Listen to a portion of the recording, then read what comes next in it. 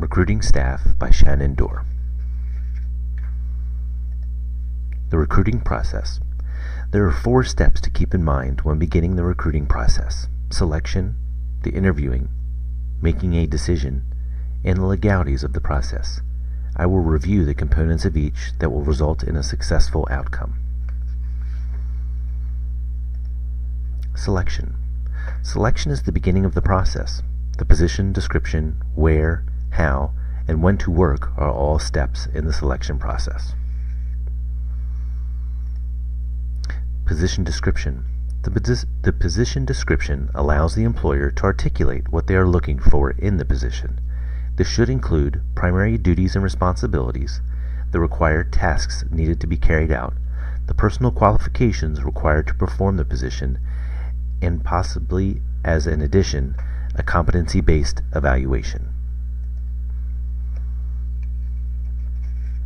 The looks: when, where, and how.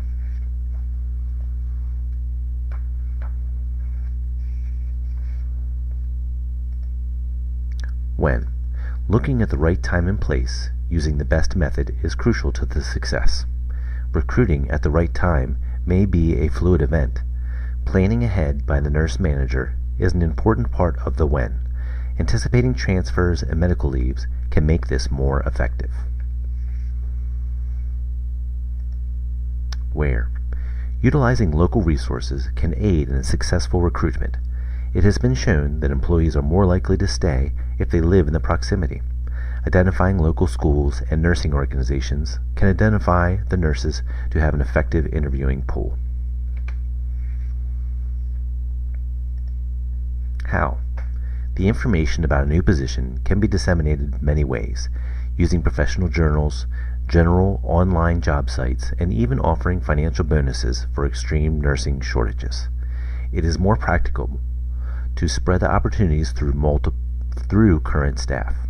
The applicants that can come from employee referrals often have a better understanding of the job, and their expectations are more clearly met.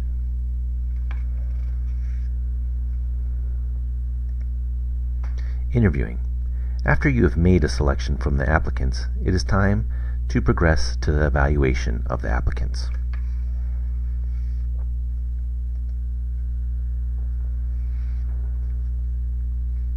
The type of interview should be structured. In order to effectively evaluate the applicant's consistency, it is important to have a structured interview. This method utilizes the same questions for each applicant so that there is a method of comparison. Additionally, the questions should be competence-based. This allows the employer to evaluate how the applicant will perform in the current role based on past experiences. Nursing.org provides suggestions to the questions being teamwork and patient care related to help articulate how the applicant will interact with current staff. Preparation. Preparation is an important aspect of the process. The resume should be reviewed prior to the interview to identify any potential discrepancies with required training or certification. If there are other participants performing the interview, they should also have time to review the information.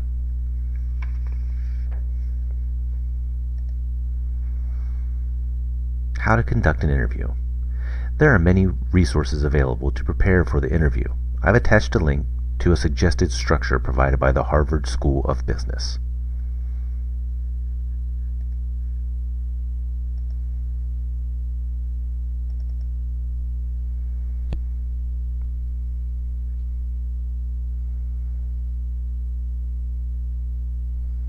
You can visit it at your leisure.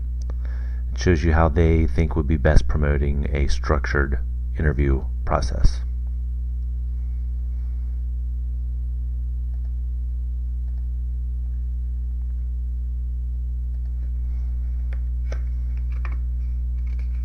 Staff involvement. Staff involvement has become more active within the interviewing process. It is shown to improve teamwork and increasing the likelihood of the best candidate.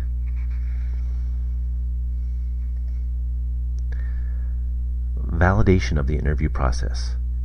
Structured interviews have been shown to be the most effective, along with the same interview performing all the interviews produced more consistency. The more detailed information that the interviewee gets, the higher interrelator is exhibited. Surprisingly, the interviewer's experience does not relate to the effectiveness of the interview.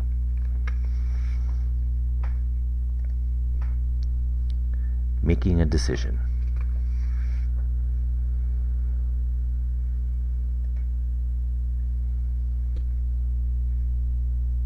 What should the applicant have to offer? Education and experience criteria play an important role in the selection of staff. These factors can help predict the success of the applicant. Clinical experience is more important than test scores or college grades, says a study by the BGM.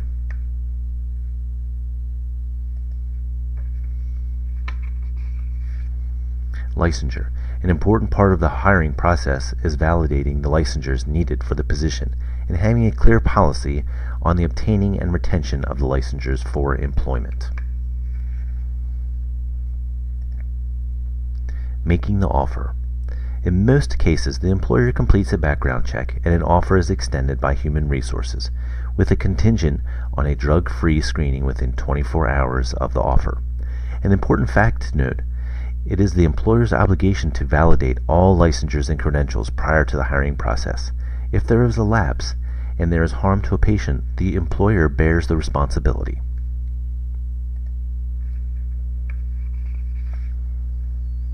The legal structure. It is important to be familiar with the laws regarding hiring. These include the Equal Pay Act of 1963, the Age Discrimination in Employmency Act in 1967, and the American Disabilities Act of 1990.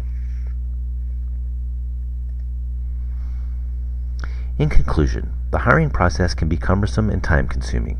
If the process is organized and structured, it can be a successful part of the employment structure within an organization.